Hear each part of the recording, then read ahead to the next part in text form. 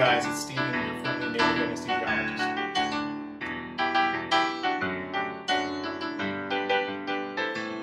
So, first things first, I know my hair is getting a little long.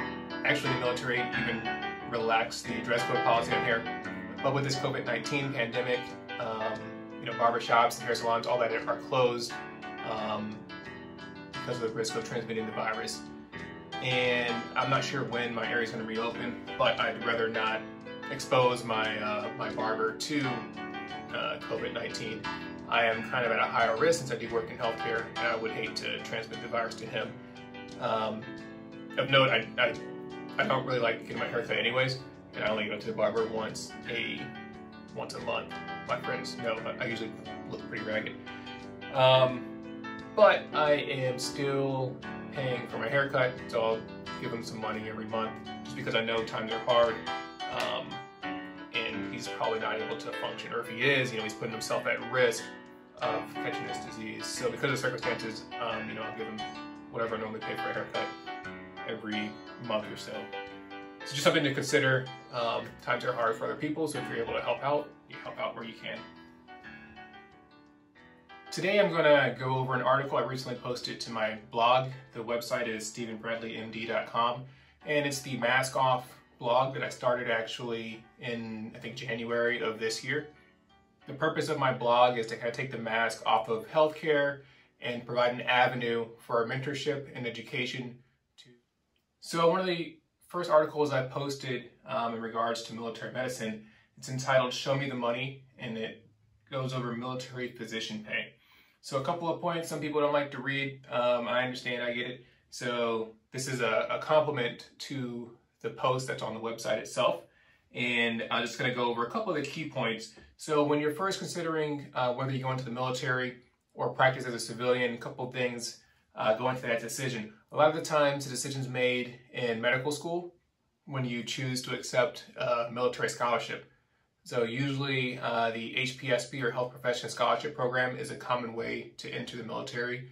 You'll accept that scholarship or be accepted in medical school, and at the end of medical school you will owe pretty much 4 years of service in the military. There's a couple of caveats to that, and that we'll delve into in a later video. One of the big questions I actually joined the military through the Financial Assistance Program, which is offered in residency. So I went through my first year residency, was accepted to this program, and received some bonus money for the last 3 years of my residency program.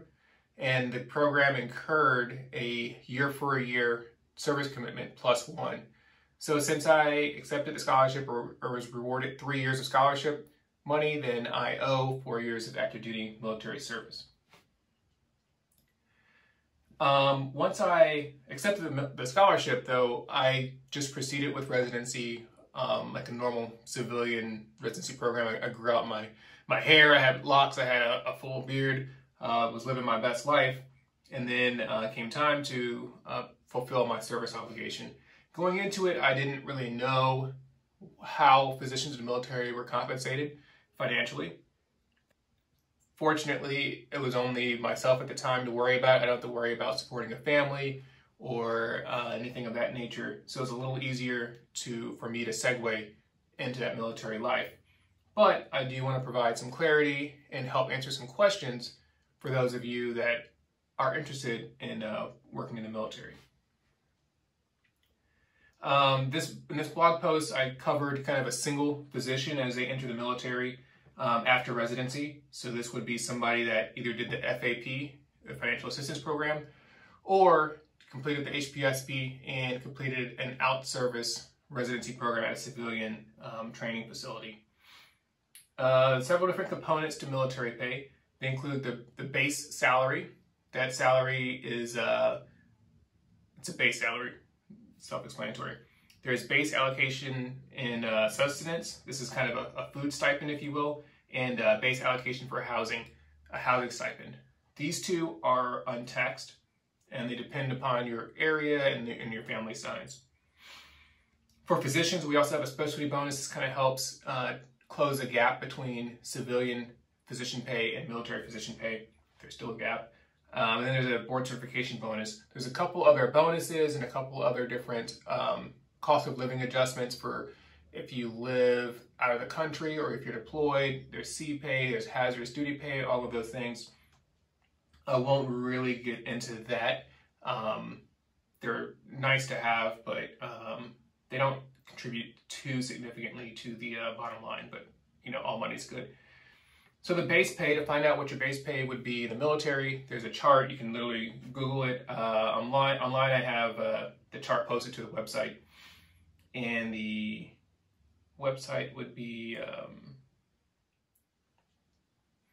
you can literally just Google military base pay charts, and you'll get a chart and the military pay or your base pay depends upon your number of years in service and your rank.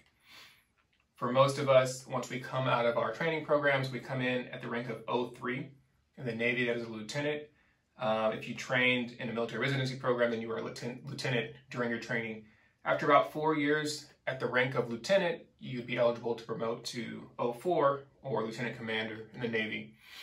I think that is a major in the Army and Air Force, and 03 is a captain in the Army and the Air Force. Two differences here.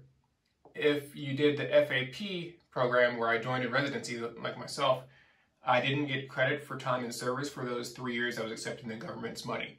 If you did the HPSP program and then trained out of service at a civilian residency program, you do get credit for time in service for those years you spent in residency training. So I came on board with a coworker, a fellow anesthesiologist, who trained actually at a program in the city that I trained, but he did the HPSP program, so he came in with as an 03 with, I believe, 4 years of service. So the pay tables will break it down by the number of years of service, your pay grade. For 2 or fewer years of service, there's a base pay. Once you get over 2, then you get bumped up, you get a little raise. Over 3, you get a raise. Over 4, over 6. And then there's a gap, and you don't get a raise until you go over 8 years. Oh, that's pretty self-explanatory. But as an 03, if you come in after the HPSP program, which I think is a more common way to join with those 3 years of service, you would start with a monthly salary of $5,362.50. So $5,300 a month as your base pay. Your base allocation for housing and sustenance, that depends upon the size of your family. That depends upon your location where you're working in the States. So obviously if you're in Washington, D.C. or San Diego, you would get more money for your housing. I think in San Diego you can get, you know, up to like, some people are making like $3,000 a month or so for a housing stipend. That does depend on your rank as well. And the higher your rank, the higher housing stipend the stipend will be.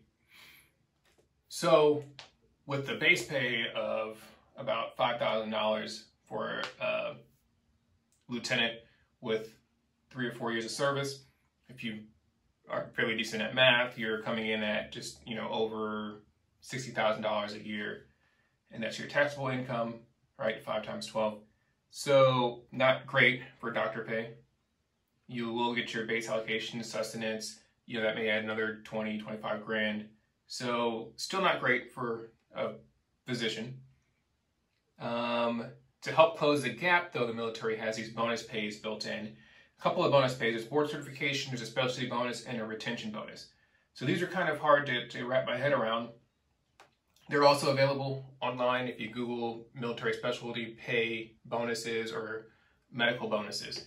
And there's a chart. So a bonus per year for a dermatologist is $43,000. This is in addition to your base pay. Family practice physician makes $43,000. Emergency medicine, $50,000 bonus money. General surgery is $52,000. Neurosurgery is $59,000 a year. So this is, again, in addition to your base pay.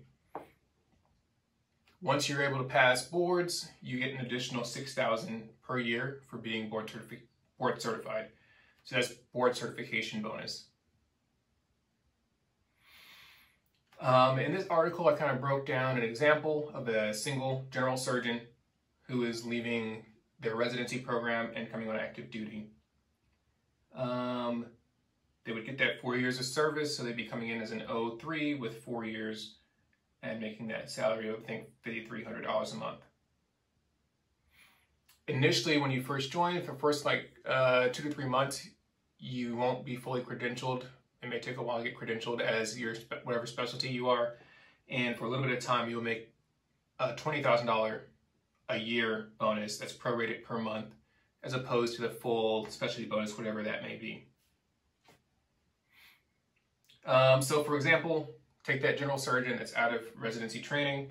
They'd start off with about a $5,300 per month base pay, about $250 a month base allocation for sustenance, that food stipend that's untaxed. I calculated this, I think for Virginia, where I live, so $1,700 or so for housing. That's the housing stipend that's also untaxed. And again, this is for a single physician. And as a general surgeon, they would make $52,000 per year as a specialty bonus, bringing this total up to $146,000 per year as a gross salary. Again, part of that is untaxed, part of it is taxed. Some of the other benefits that you get as a military physician is your medical care for your family or yourself is free. You don't pay anything for your medical care. Vacation, so we accrue 2.5 days of vacation per month for a total of 30 days of vacation per year. This was kind of something I had to wrap my head around because in residency, I got 20 days of vacation a year, and as soon as the academic year starts, you have all 20 of your days. You can budget those accordingly, but with the military, you had to accrue the vacation. So I walked in July of 2018 with 0 days of vacation and had to slowly work and earn my vacation days. The other caveat with that is with the military, over the weekend, you are in a liberty status and not on leave. So you're supposed to, if you're going out of town and leaving the area of your duty station, you're supposed to submit leave, so you would burn one of those days of leave. So if you went out of town for a weekend, say you left Friday afternoon after work and got back Monday after work, you would have to take leave for Saturday, Sunday, and Monday, as if you're missing 3 days of work. So that's kind of how the leave policy is supposed to work. So we talked about housing, base pay, bonus pay. We talked about vacation pay, or sorry, how vacation is earned, and healthcare. So that's kind of a basic structure and function of how military pay works. Again, I'm always available to answer questions. I'll answer as best I can. There's a lot I still don't know about the military, but I will tell you what I don't know. And I'll answer the questions that I do know the answer to. So please, if you have any questions, feel free to drop a question below in the comment section. Give us a thumbs up or a thumbs down. If you like the channel, subscribe. I'm going to continue to put out content because I didn't really see much content on YouTube or on social media for military physicians and those entering the service. So I'm going to continue to try and post these videos.